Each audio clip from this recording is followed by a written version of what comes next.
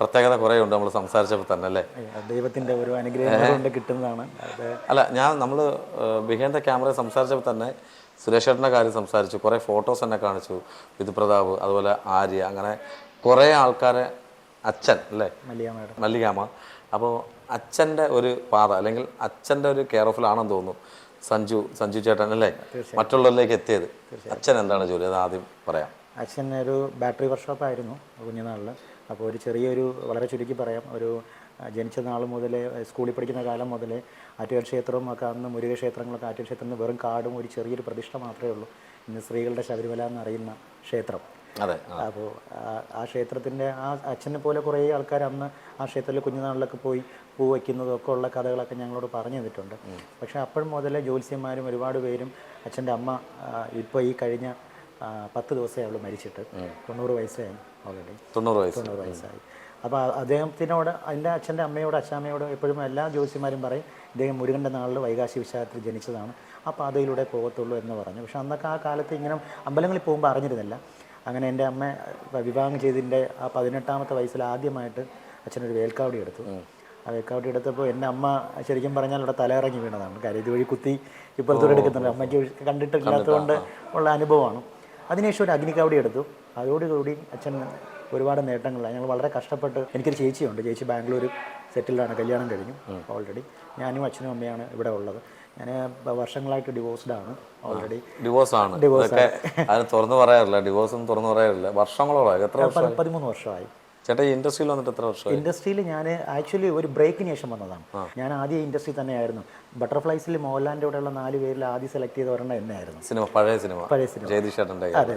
അപ്പോൾ അതിൽ പക്ഷേ റോളർ സ്കേറ്റിംഗ്, പൂജപ്പുര റോളർ സ്കേറ്റിങ്ങിലുണ്ടായിരുന്നു. അപ്പോൾ അതിനകത്ത് സ്കേറ്റിങ്ങിൻ്റെ ഒരു ഇതുണ്ടായിരുന്നു ഓൾറെഡി. അപ്പോൾ ആ സീൻ ഉള്ളതുകൊണ്ട് എന്നെ സെലക്ട് ചെയ്തു. പക്ഷേ ആ ടൈമിൽ എനിക്ക് പബ്ലിക് എക്സാം ആയിരുന്നു. പക്ഷേ അച്ഛൻ ഞാൻ അന്നിലെ ഒരു 6ലോ എന്തോ ആയിരുന്നു, അത്രേ വരത്തുള്ളൂ. പക്ഷെ അത് ഷൂട്ടൊക്കെ പുറത്ത് പോകണം എന്നൊക്കെ ഉള്ളതുകൊണ്ട് അച്ഛൻ അന്ന് മുതലേ ഈ പഠിത്തം വിട്ടിട്ടുള്ളൊരു കളി എന്നുള്ളൊരിതുണ്ട്. പക്ഷേ ഏറ്റവും കൂടുതൽ ആഗ്രഹം സ്ക്രീനിൽ കാണാൻ ആഗ്രഹിക്കുന്നത് എൻ്റെ ഫാദറാണ്. ഇപ്പോഴും അത് അനുഭവിച്ചുകൊണ്ടിരിക്കുകയാണ്. എന്ത് പരിപാടി ഉണ്ടെങ്കിലും ശരി തന്നെ, ചിലപ്പം വരുന്ന വണ്ടി റോഡിൽ ഒതുക്കി വെച്ചിട്ട് TV ഷോപ്പിൻ്റെ നടയിൽ നിന്നായിരിക്കും ആ സമയത്ത് ആ ഫ്രണ്ട്സുകളുണ്ട് കാണുന്നത്, വച്ചു തരാൻ ഭയങ്കര ആഗ്രഹമായിരിക്കും അല്ലേ? എല്ലാ അച്ഛൻ്റെ അമ്മയുടെ ആഗ്രഹം തന്നെ. വീടെത്താൻ പറ്റിയില്ലെങ്കിൽ അത് ചിലപ്പോൾ പിറ്റേന്ന് കാണാൻ പറ്റില്ലെങ്കിലോ എന്ന് വിചാരിച്ചു ചിലപ്പോൾ അമ്പല ഫംഗ്ഷൻ ആയിരിക്കും. അമ്പല ഫംഗ്ഷൻ ഇടയ്ക്ക് ബ്രേക്ക് വന്നിട്ട് ഏതെങ്കിലും വീട്ടിൽ കയറിയിരുന്ന് വരെ കണ്ട ചരിത്രങ്ങളുണ്ട്. അപ്പം അദ്ദേഹം ഏകദേശം ഒരു 50,000-ന് പുറത്ത് ആൾക്കാരെങ്കിലും അദ്ദേഹത്തിനെ ആദരിക്കുന്ന ഒരാളാണ്, ബഹുമാനം കൊടുക്കുന്ന ആളാണ്. പല ക്ഷേത്രങ്ങളിലും അവിടെ ചെന്ന് കഴിഞ്ഞാൽ ആ നാട്ടുകാർ ആ രീതിക്കുള്ള ബഹുമാനമാണ് കൊടുക്കുന്നത്. തന്ത്രിയാണോ? അല്ല, ഞങ്ങൾ നായസാണ്. നായസിലുള്ളവരാണ് ഈ കർമ്മം ചെയ്യുന്നത്. വേൽക്കാവടിയൊക്കെ ചെയ്യുന്ന നായസിലുള്ളവരാണ് ഓൾറെഡി. മറ്റത് ബ്രാഹ്മിൻസ് പൂജ ചെയ്യുന്നവരാണ്. അസ്ട്രോളജിസ്റ്റാണ്. ബോർഡ് വെച്ചിട്ടില്ല, ഒന്നുമില്ല. എന്തെങ്കിലും വന്ന് കണ്ടിട്ട് പറഞ്ഞു തരുമെന്ന് ചോദിക്കുമ്പോൾ ഇന്ന പ്രതിവിധി ചെയ്യുമെന്ന് പറയും. എന്നിട്ട് 1001 2001 കൊടുത്താൽ ഞാൻ പണ്ട് മുതൽ കണ്ടുകൊണ്ടിരിക്കുന്നതാണ്. അതിൽ നിന്ന് 1 രൂപ തൊട്ടെടുത്തിട്ട് ബാക്കി തിരിച്ചു കൊടുക്കും. അടിപൊളി. ഇപ്പോഴുള്ള ആൾക്കാരുടെ കൂട്ടല്ല. നേരിട്ട് പരിചയപ്പെട്ടാൽ മാത്രമേ മനസ്സിലാവൂ. സ്വർണ്ണ മോതിരം വരെ കൊണ്ടു കൊടുത്തിട്ടുള്ള ആൾക്കാരെ എനിക്കറിയാം. അത് പറഞ്ഞ് എനിക്ക് തരാനുള്ളത് ഭഗവാൻ തരുന്നുണ്ട്, പൂജ ചെയ്യുമ്പോൾ കിട്ടുന്നതാണ്, അല്ലാതെ ഇത് നിങ്ങളെ കാര്യം നടക്കട്ടെ എന്ന് പറയും. നടന്നിട്ട് വന്ന് കാണാറുണ്ട് ഈ കാര്യങ്ങൾ. ഗൾഫിൽ പോയവരും കുട്ടികളില്ലാത്തവരും അങ്ങനെ ഉപേക്ഷ വിചാരിക്കില്ല. ചിലപ്പോൾ ഒരു 101 രൂപയായിരിക്കും എടുക്കുന്നത്, ചിലപ്പോൾ അവർ കൊണ്ടുവരുന്ന 5001 ആയിരിക്കും. പറയാൻ പറ്റില്ല. അതൊക്കെ കുഞ്ഞുനാൾ മുതൽ ഞാൻ കണ്ടുവന്ന കാര്യങ്ങളാണ്. ഞാനും എൻ്റെ ചേച്ചിയും നമ്മൾ 2 പേരും കണ്ടുവന്നതാണ്. സഞ്ജുഷാന്റെ ഫേസ് കാണുമ്പോൾ തന്നെ അറിയാം, എല്ലാത്തിലും ഒരു റെസ്പെക്റ്റോട് കൂടിയാണ് സംസാരിക്കുന്നത്, അല്ലെങ്കിൽ ഇപ്പോൾ ഒരു പേടിയോട് കൂടിയാണ് എൻ്റെ മുമ്പിൽ ഇരിക്കുന്നത് തോന്നുന്നു. ഫസ്റ്റ് ഇൻ്റർവ്യൂ ആണോ? ACV ഒരെണ്ണം എടുത്തിട്ടുണ്ടായിരുന്നു. പക്ഷേ ആ ഇൻ്റർവ്യൂ ശരിക്കും പറഞ്ഞാൽ എടുത്തതിന് ശേഷം എനിക്ക് ഇതുവരെ കാണാൻ പറ്റിയിട്ടില്ല. ഇൻ്റർവ്യൂ ഞാൻ കണ്ടിട്ടില്ല. അവരോട് ചോദിച്ചപ്പോഴത്തേക്കും ഞാനത് അതിൻ്റെ കോപ്പി കിട്ടിയിട്ട് ഞാനൊരു ഇൻ്റർവ്യൂവിന് ഇരുന്നതല്ലേ എന്ന് വിചാരിച്ച് ഞാൻ ചോദിച്ചപ്പോഴത്തേക്കും അതങ്ങ് എന്തോ കാരണങ്ങളായിട്ട് ബ്രേക്കായി പോയി. എറായെന്ന് പറഞ്ഞു. എറായി എന്താണെന്ന് അറിയില്ല, അതോ എനിക്ക് ഏതെങ്കിലും ശത്രുക്കളുണ്ടായിരുന്നു അറിയില്ല. അത് ഇട്ട് കാണത്തില്ല കേട്ടോ. പക്ഷേ വേറെ കാര്യം ഞാൻ പറയാം, നമ്മുടെ മൂവികളുടെ മിനി സ്ക്രീനിൽ ചേട്ടൻ കണ്ടോ? ചേട്ടൻ്റെ ഇൻ്റർവ്യൂ അതിനകത്ത് വരും. ഈ ഒരു 10-15 മിനിറ്റ് എന്തായാലും കാണും. എനിക്ക് ചോദിക്കാറുള്ള, സുരേഷ് ചേട്ടൻ്റെ ഫാമിലിയായിട്ട് ഭയങ്കര അറ്റാച്ച്ഡ് ആണല്ലേ? തീർച്ചയായിട്ടും. അതിനെക്കുറിച്ചൊന്ന് പറയാമോ? അച്ഛനെ യാദൃശികമായിട്ട് അച്ഛൻ ഒരു ഫംഗ്ഷന് അദ്ദേഹത്തിനെ ഇൻവൈറ്റ് ചെയ്യാൻ വേണ്ടി പോയതാണ്. ഷഷ്ടിയുടെ ഒരു പരിപാടിക്ക് സാറ് വരണമെന്ന് ഇൻവൈറ്റ് ചെയ്യാൻ പോയതാണ്.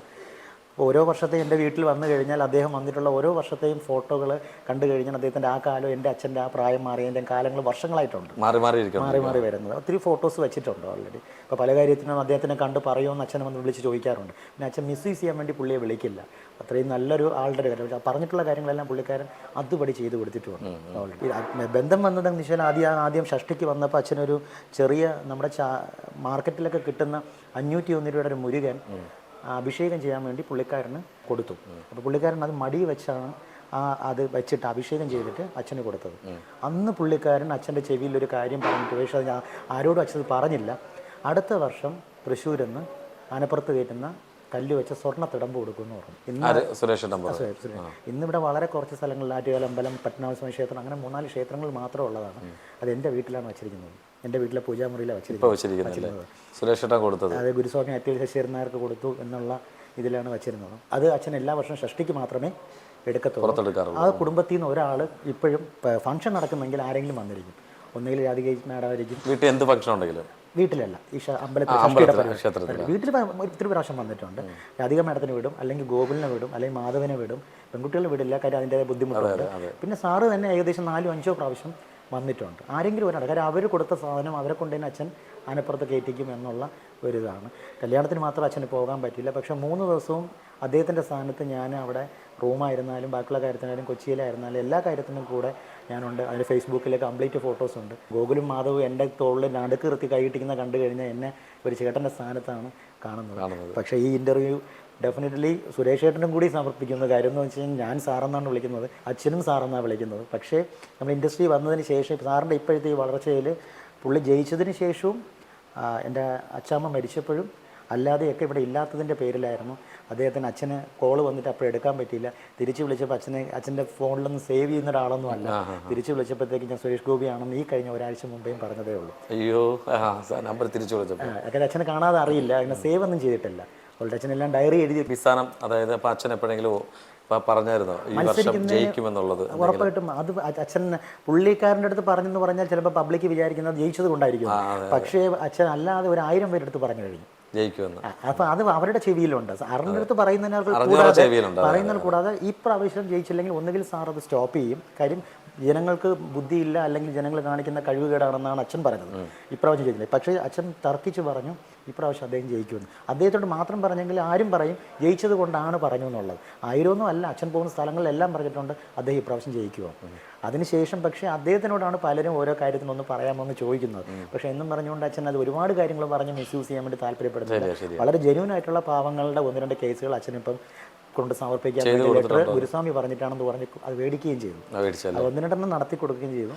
ഇലക്ഷന് ഇപ്പം അച്ഛൻ പലയിടത്തും പറഞ്ഞ പോലെ സുരേഷ് ചേട്ടനോട് പറഞ്ഞായിരുന്നു അദ്ദേഹം മത്സരിക്കുന്നതിന് മുമ്പേ 2-3 പ്രാവശ്യം വിളിച്ചിരുന്നു. ഇലക്ഷൻ്റെ അതിൻ്റെ തലേ ദിവസം പുള്ളിക്കാരൻ അച്ഛനെ വിളിച്ചിരുന്നു. അച്ഛനെ പോലെ അദ്ദേഹം ആദരിക്കുന്ന ഒരു 3-4 പേരുണ്ട് ഈ ഇൻഡസ്ട്രി പോലെയും ഒക്കെ. അച്ഛനോട് പറഞ്ഞു ഗുരുസ്വാമി വിളിക്കുന്നത് പോലെ ഞാൻ ഇവരെയൊക്കെ വിളിച്ചിരുന്നു എന്ന് പറഞ്ഞു. അതായത് സ്നേഹിക്കുന്ന, ബഹുമാനിക്കുന്നതായിട്ടുള്ളതും ഒരു എന്ത് പറയാനാ മുതിർന്ന ആൾക്കാരിലുള്ളത്, അല്ല ദൈവികമായിട്ടുള്ള മാത്രമല്ല. ഓൾറെഡി അവരെയൊക്കെ വിളിച്ചിരുന്നു എന്ന് പറഞ്ഞു. അവരെല്ലാം ഗുരുസ്വാമി അച്ഛനടുത്തും പറഞ്ഞു, പുള്ളി അവരെല്ലാം പറഞ്ഞു ഞാൻ ഇപ്രാവശ്യം ജയിക്കുമെന്നാണ്. പക്ഷേ പുള്ളിക്കാരൻ പറഞ്ഞു ഞാൻ അതിൽ ഉറച്ച് വിശ്വസിക്കുന്നില്ല, ഞാനിത് കഴിഞ്ഞതിന് ശേഷം മാത്രമേ പറയത്തുള്ളൂ, എൻ്റെ കഴിവിൻ്റെ പരമാവധി ഞാൻ പരിശ്രമിക്കും. അതെ, പരിശ്രമിക്കും, ബാക്കിയെല്ലാം ദൈവത്തിൻ്റെ കയ്യിലാണ് എന്ന് പറഞ്ഞ് ഇലക്ഷന് പോകുന്നതിന് 2 ദിവസം മുന്നേ ആയിരുന്നു അച്ഛനെ വിളിച്ചിരുന്നത്. അപ്പോൾ അതൊരു കാര്യം. ഇപ്പോൾ ലാസ്റ്റ് വിളിച്ചത് അച്ഛാമ്മ മരിച്ചതിന് ശേഷമൊക്കെ. പിന്നെ കോവിഡ് വന്നതിന് ശേഷം ഈ ഷഷ്ടിയുടെ പ്രോഗ്രാം 3 വർഷമായിട്ട് നടക്കുന്നില്ല. അതുകൊണ്ട് മാത്രമാണ് ഇത് ബ്രേക്കായിട്ടിരിക്കുന്നത്.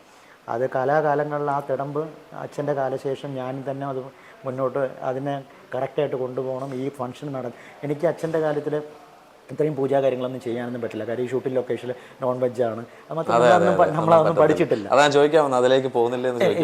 കാര്യം പറ്റത്തില്ല. അത് അദ്ദേഹം എത്രയോ വർഷങ്ങളായിട്ട് ഇവൻ മരുത്തോമല വരെ പോയിട്ടൊക്കെ വലിയ വലിയ ആൾക്കാരുമായിട്ടൊക്കെ പഠിച്ച് വന്ന ഒരാളാണ്.